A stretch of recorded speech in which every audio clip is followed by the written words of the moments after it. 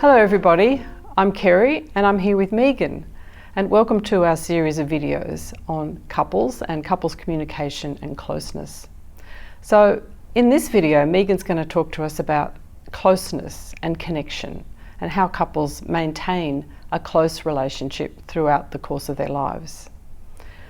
So Megan, I'm just wondering if we can start off talking about how do couples in the first place develop some kinds of patterns of relating in their relationships around this issue of closeness and distance?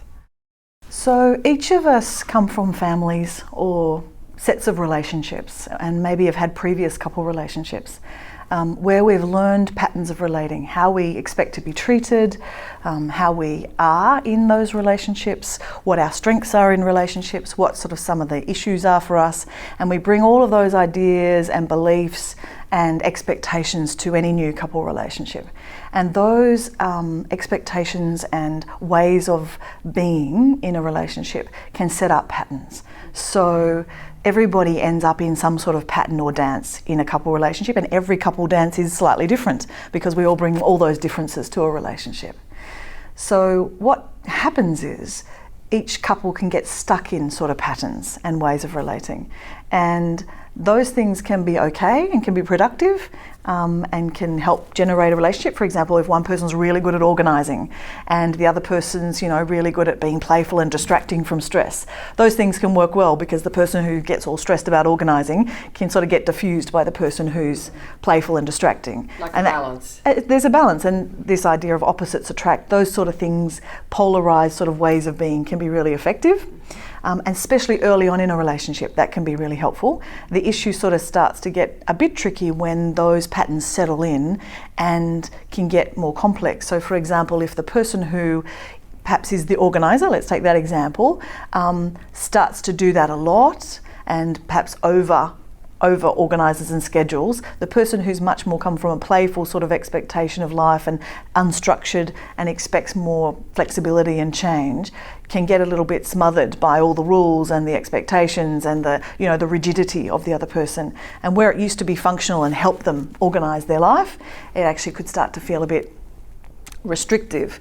And the other person who's doing the organising can feel a little bit like they're left with all the organising and all the hard bits and, organising the homework and organising the holiday and organising everything, and they don't get to have the fun. And so it can feel unfair. And so those patterns of how their strengths and what they bring as strengths originally to a relationship can get a bit stuck, and people can get in those sort of patterns, and that can lead to conflict.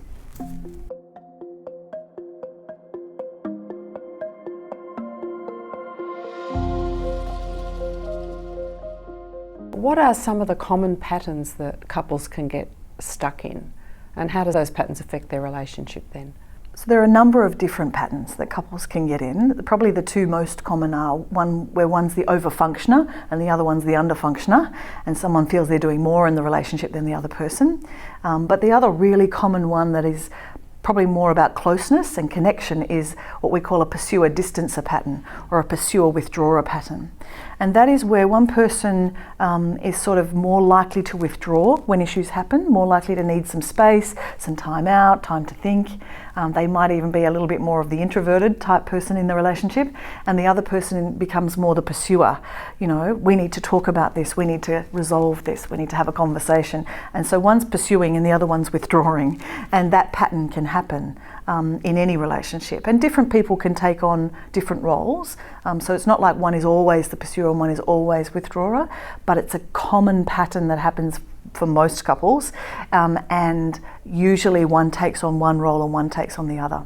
And that's something we see a lot in couple work that we do. And as I said, that can be really functional early in the relationship. If you think about couples dating, where somebody's sort of playing hard to get or withdrawing a bit, it can feel all very nice that someone's chasing and pursuing and interested in them. And for the pursuer, it can feel really nice when they sort of get the other person and they have those moments of connection and love and they feel responded to. So early on, that sort of pattern can work quite well. It's quite common that one's more pursuing the other. what can happen and when it can get really problematic is when it settles in and things aren't resolved and somebody feels like the other person's always withdrawing, always distancing from them, avoiding into, work, or avoiding into looking after the children and parenting, and not available to them, not responding to them. And for the person who's doing the withdrawing, where they're feeling more pursued, that they're feeling under pressure, you aren't home enough, you aren't doing the chores, you aren't helping with things, so they're feeling criticised and attacked by that pursuit. And when that happens, it can lead to people feeling less close, less connected, and ultimately can wear down the goodwill and generosity in the relationship.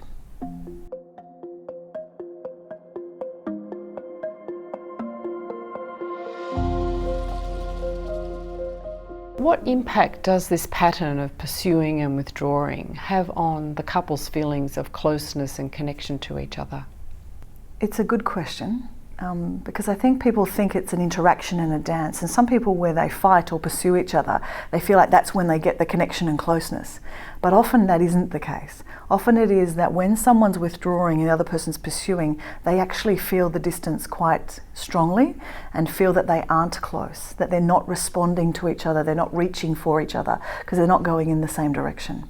And so when people are doing this a lot of this repeated pattern in a relationship where someone's quite withdrawing all the time and the other one's pursuing all the time, really it can leave both of them feeling a lot of very intense things. One person can feel invisible to the other person. You don't notice me. I'm reaching out for you, but you're not responding to me. Maybe you don't care about me. Maybe you don't really love me. And the person who's withdrawing can feel under pressure. I'm not good enough. You always want me to be doing something differently. They can feel, sometimes they can feel a bit rejected by the other person. You don't think what I'm doing is good enough in the relationship. You always think I need to do more. So those more intense feelings of feeling invisible or dismissed or rejected or even abandoned by the partner can really impact people's feeling of closeness. And it's where distance can happen for short periods of time in couple relationships. There can be silences, there can be a little bit of distance after a fight, or where they're not quite seeing eye to eye. But the problem about distance is that it can go on. And when it goes on over a period of time, or where it's constantly happening because of all these repeated patterns, that's where it can be a problem. And people can be left feeling very lonely in a relationship, can be feeling disconnected from their partner and that they're not understood by their partner, and can be left feeling unclear and confused about how to find a way back to each other. And that's where people can get a bit stuck.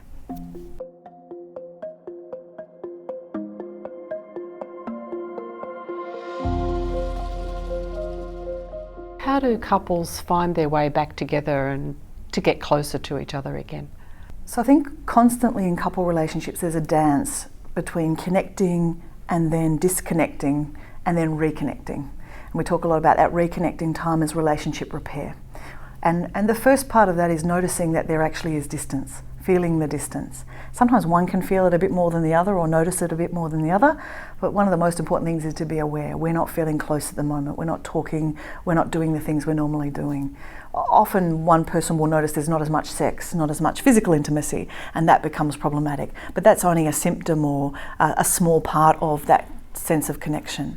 And that person might decide to reach out and initiate sex or initiate some sort of intimacy and closeness, be more affectionate, and take that risk of being rejected across that sort of chasm of distance and see if they can find a way back.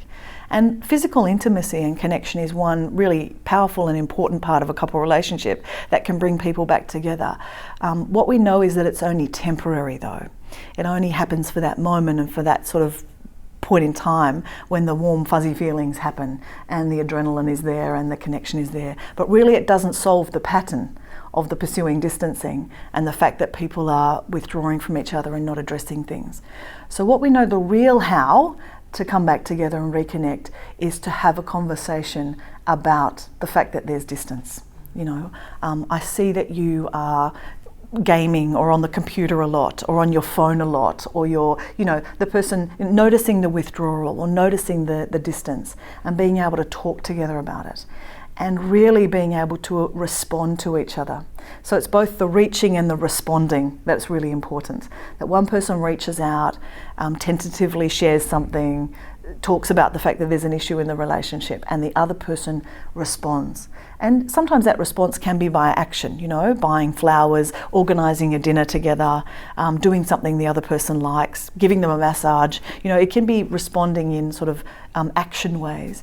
But also they've got to really respond by talking about what's happening. You know, I'm feeling distant. I feel like you've pulled away. I feel that there's a problem here. There's something going on. Can we talk about it? So it's really important for the person who is withdrawing to notice that they're withdrawing. I mean, sometimes the other person can make an observation and say, look, I notice this is happening, but actually it's also up to the withdrawer to be able to notice, I'm shutting myself off, I'm not saying things that maybe I need to say. And for that person to be able to reach out and to be able to share and to be able to say, yep, actually I was really angry when this happened 3 days ago and I haven't been able to quite get over it. And that might be all they really need to say, is just to make overt what was happening for them. And for the pursuer, they also need to notice that they're pursuing and that they're doing a lot of work to try and engage the other person. And maybe it is about backing off a bit and giving space and finding other people to talk to, a trusted friend or someone. Maybe it's about thinking about how much they're actively wanting that closeness, and that closeness might be a bit overwhelming at that point in time, particularly if we think about periods of stress and distress for couples where a lot is happening. Sometimes somebody needs a bit more space, and so it's really important to be able to negotiate that space. And for the person who's withdrawing to be able to say, I just need some time out at the moment, I just need to think, I just need to sit and watch the TV for half an hour and just not have to have a conversation when I get home from work. And for the other person to be able to respect that need for space, but obviously for them also to be able to say, okay, but then after that, can we have a chat? Just need to talk about my day. So it's negotiating the time together and the time apart, and what sort of space is needed.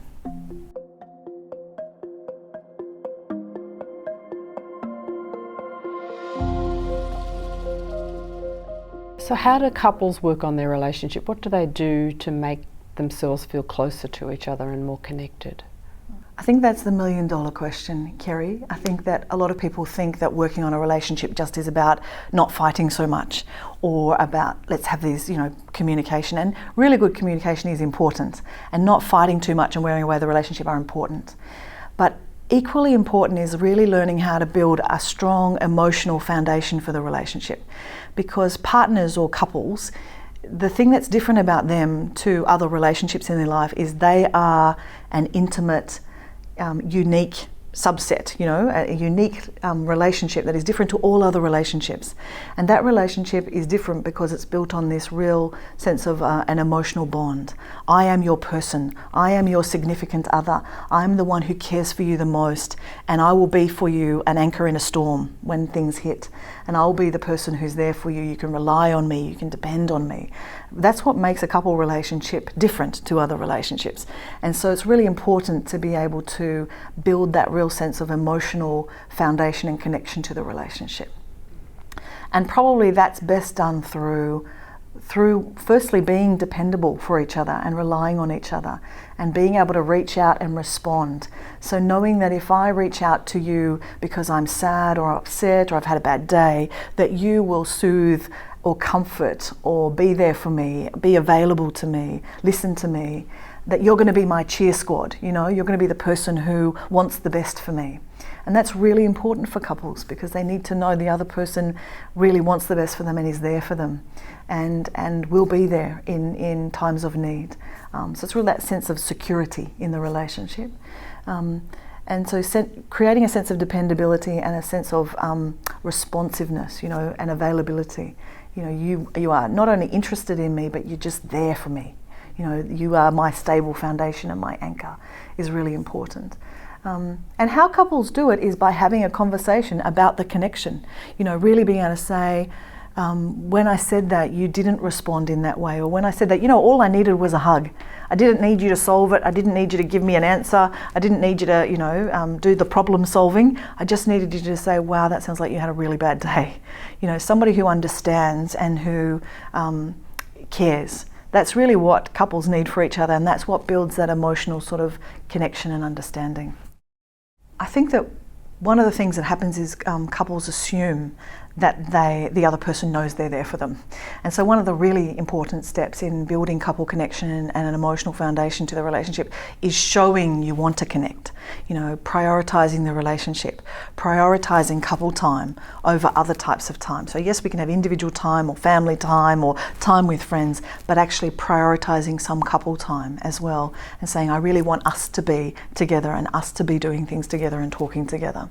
And so showing and demonstrating that commitment is really important as well.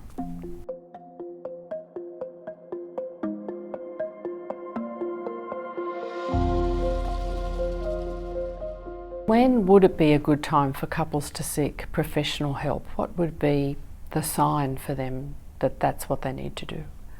I think it's a good time to seek professional help when either you're no longer able to drag yourself out of a spiral of negative conflict, and the conflict is escalating, or it's just happening so much that there's almost no goodwill and generosity. All you're doing is fighting. At that point, really good to get someone to help referee and help work out a way of getting out of that conflict. The second sort of time would be when you're feeling really that the communication isn't getting anywhere, that you can't resolve it, that you're talking and talking but you're just going around in loops and spirals and having repeated sort of conversations. Even if they're not fights, they just never get to anything useful and progressive, and you just feel like you're caught up in that sort of cycle. So really good to have someone help you find your way out of that and communicate better, and maybe have something like those sort of structured communications better together. And the third time is really when someone's feeling very lonely and distant in a relationship, that they feel like they're in it but the other person isn't as committed, the other person isn't with them, the other person isn't necessarily wanting the best for them, where they're finding they can't quite find that way back to each other. And we talk about it being a bit like an elastic band. It's like you pull apart but then you pull back together because there's lots of elasticity, and that happens for couples. What happens is if you keep pulling and you keep pulling and you keep fighting, or you keep being distant from each other, you get to a point where the elastic band loses its elasticity and it ends up just sagging on the ground, and no matter how much you want to pull back together, it can get very tricky. And that might be when you need help. You need someone to help build some elasticity back, help you respond to each other better and find a way to connect better. And they're really good times, either around conflict or communication, or that feeling that closeness isn't happening in the way you want it. Really good times to seek out some professional help if you're finding they aren't changing.